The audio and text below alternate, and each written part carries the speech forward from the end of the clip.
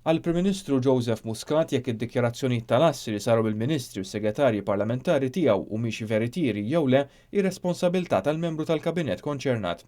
Il-Prim Ministru wieġeb hekk meta kien mistoqsi minn dan l-istazzjoni jekk hux se jieħu passi fil-konfront tal-Ministru tal-Intern u s-Sigurtà Nazzjonali Manuel Mallija li jidher li ma qalx il-verità meta qal li €9 miljun fi flus kontanti li ddikjara li kellu s-sena li għaddiet ġew minn beħ ta' proprjetà. Dan jidher li mhux il-każ għaliex fir-rekords tar-Reġistru Pubbliku ma jidher l-ebda beħ ta' proprjetà cash għal dan l-ammont f'isem Manuel Mallija. Kien hemm ċertu proprjetà li ddisponejt minnha u tinsix id-dikjarazzjoni hija sal-aħħar tas-sena li għaddiet.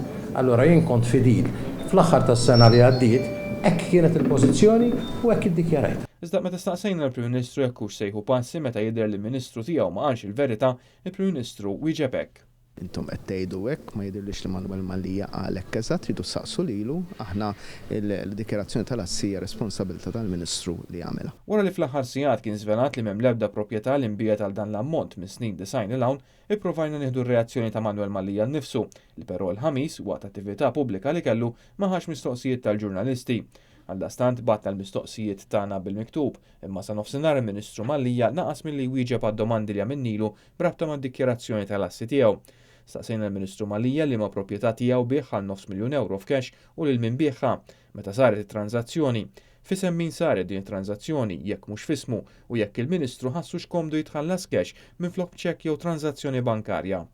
Min barra tal-Ministru Manuel Mallija dan l-istazzjon u diversi mezzi tal-istampa u xandir oħrajn għajmu mistoqsijiet fuq id-dikjarazzjonijiet ta' numru sostanzjali ta' membri oħra tal-Kabinett, sew minħabba li uħud naqsu milli jiddikjaraw xi dħul kellhom fl-2012 kif ukoll minħabba diskrepanzi qawwija bejn id-dħul dikjarat mal-assi li għandhom u l-ammonti mislufa mill-banek.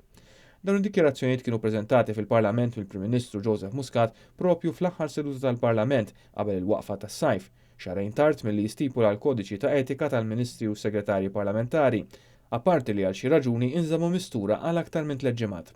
Dakinhar li ġew preżentati l-erba' li għadda kien 17 ta' Lulju imma l-aħħar dikjarazzjoni li daħlet għand is-Segretarju tal-Kabinett iġġib id-data tal-25 ta' Ġunju.